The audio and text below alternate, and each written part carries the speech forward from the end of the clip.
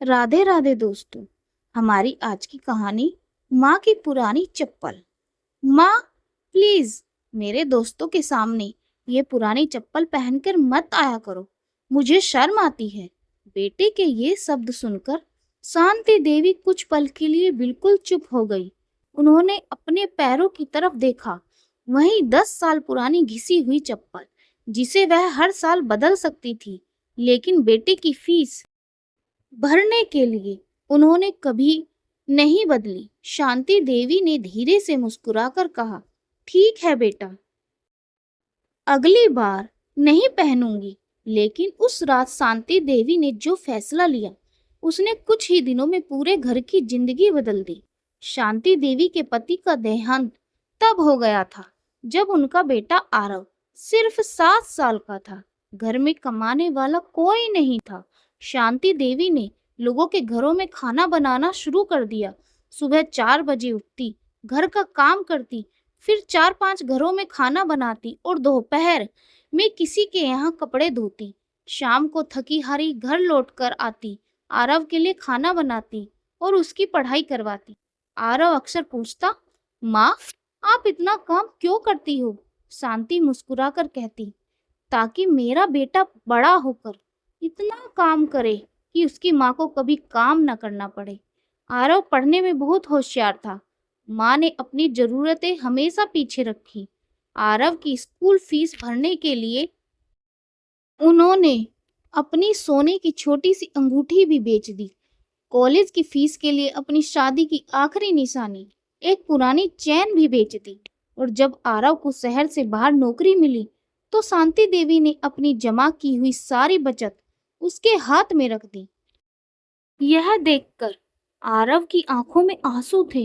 माँ, मैं आपको बहुत बड़ा घर बना कर दूंगा। माँ ने उसके सिर पर हाथ रखकर कहा, मुझे बड़ा घर नहीं चाहिए बेटा, बस इतना करना कि मुझे कभी अपने बेटे से मिलने के लिए इंतजार न करना पड़े।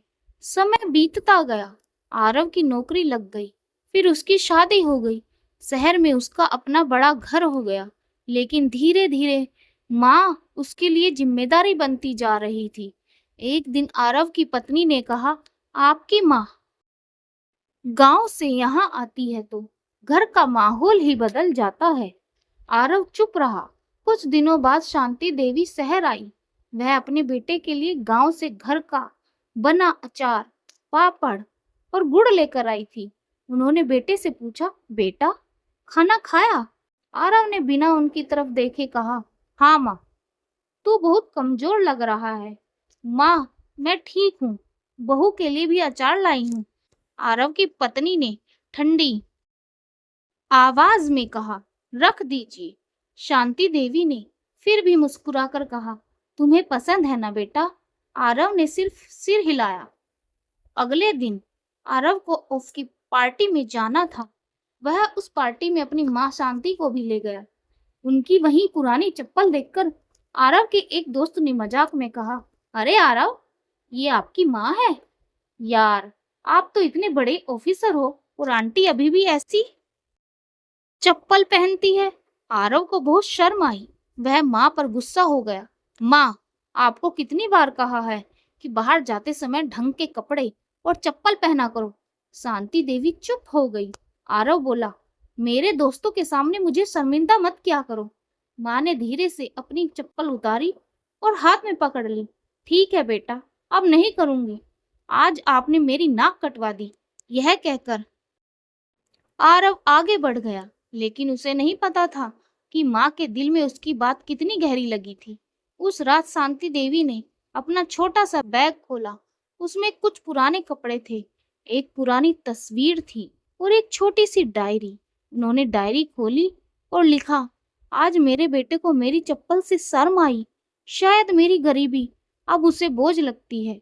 मैं कल वापस गांव चली जाऊंगी, लेकिन जाने से पहले उसके लिए एक आखिरी काम जरूर करूंगी। अगली सुबह शांति देवी बिना किसी को बताए गांव चली गई। 3 दिन बाद आरव को माँ की बहुत याद आई। उसने माँ को फोन किया। माँ का फोन बंद आ रहा था। फिर गांव में पड़ोसी को फोन किया। पता चला कि शांति देवी घर पर नहीं थी। आरव घबरा गया। वह तुरंत गांव पहुंचा। घर के अंदर उसे माँ की डायरी मिली। उसने डायरी खोली। पहले पन्ने पर लिखा था, मेरे बेटे आरव के नाम। आरव के हाथ कांपने लगे। अगले पन्ने पर लिखा था, बेटा, जब तू छोटा था तो तेरे पैरों में जूते नहीं होते थे। मैंने अपने लिए नई चप्पल नहीं खरीदी ताकि तेरे लिए जूते खरीद सकूं। जब तेरी स्कूल फीस भरनी थी, मैंने अपनी अंगूठी बेच दी। जब कॉलेज की फीस भरनी थी, मैंने अपनी चैन बेच दी। जब तू शहर जा रहा था ना बेटा, मैंने अपनी सारी बचत तुझे दे दी। तुझे शायद याद नहीं होगा, लेकिन मुझे आज भी याद है। आरव की आंखों से आंसू निकलने लगे। फिर अगले पन्ने पर लिखा था, बेटा, आज तू मेरी चप्पल से शर्मिंदा हुआ, लेकिन मैं उस चप्पलों से शर्मिंदा नहीं हूँ, क्योंकि उस चप्पलों के हर निशान में तेरी जिंदगी की एक ऐसी कहानी है। उसका घिसा हुआ तलवा बताता है कि मैंने कितने रास्ते तेरे लिए तय किए। उसकी टूटी पट्टी बताती है कि कितनी बार मैंने अपनी जरूरतों को जोड़कर तेरे सपनों को पूरा किया। और बेटा, तू जिस चप्पल से शर्मिंदा हुआ है, उसी चप्पल ने तुझे उस मुकाम तक पहुंचाया है जहां आज तू खड़ा है। आरव डायरी सीने से लगाकर फूट फूट कर रोने लगा। तभी पीछे से आवाज आई, साहब।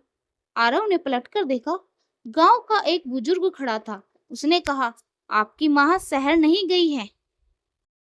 आरव ने पूछा, तो कहाँ है? बुजुर्ग ने सामने मंदिर की तरफ इशारा किया। आरव दौड़ता हुआ मंदिर पहुंचा। वहां शांति देवी मंदिर के बाहर बैठी थी। पैरों में वही पुरानी चप्पल थी। आरव माँ के पैरों में गिर गया। माँ, मुझे माफ कर दो। शांति देवी ने उसके सिर पर हाथ रखा। क्या हुआ बेटा? आरव रोते हुए बोला, माँ, मुझे आपकी चप्पल से नहीं, अपनी सोच से शर्म आनी चाहिए थी। माँ ने उसे उठाया। आरव बोला, चलो माँ, मेरे साथ शहर चलो। शांति देवी मुस्कुराई। बेटा, अब मुझे बड़ा घर नहीं चाहिए। आरव ने रोते हुए पूछा, फिर क्या चाहिए माँ? माँ ने कहा, बस इतना चाहिए कि जब मैं तेरे साथ चलूं तो तू मेरा हाथ पकड़ कर चले। आरव ने माँ का हाथ पकड़ लिया और उस दिन पहली बार उसे समझ आया, माँ कभी बोझ नहीं होती। बोझ तो हमारी वह सोच होती है जो माँ के त्याग की कीमत भूल जाती है। जिस इंसान ने हमें चलना सिखाया, उसके कदमों की कीमत कभी मत भूलिए। तो मैं कभी कभी माँ के पुराने कपड़े, पुरानी चप्पल या साधारण जिंदगी शर्म की चीज नहीं होती, वह हमारे संघर्ष की सबसे बड़ी निशानी होती है। तो दोस्तों, आज की कहानी आप लोगों को कैसी लगी? और कहानी थोड़ी सी भी पसंद आई हो तो लाइक करें, शेयर करें और चैनल को सब्सक्राइब जरूर करें। धन्यवाद दोस्तों।